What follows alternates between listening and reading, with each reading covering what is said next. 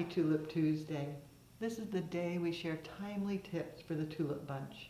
Today, talking baby's breath. Yes, it's back on trend. First step, remove the wrapper.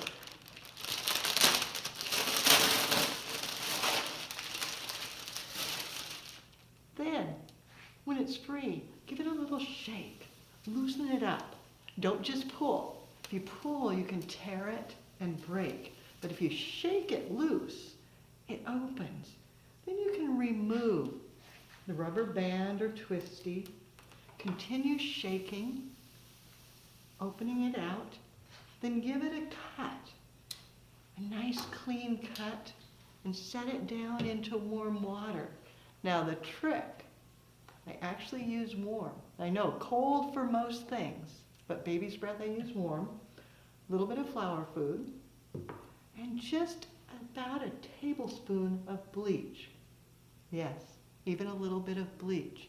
Then, as you know, baby's breath does have an aroma. It's not necessarily the most wonderful fragrant bloom, but you can smell it. One last step. Spray it down with Febreze, and it helps the fragrance dissipate. Now you know how the pros do it.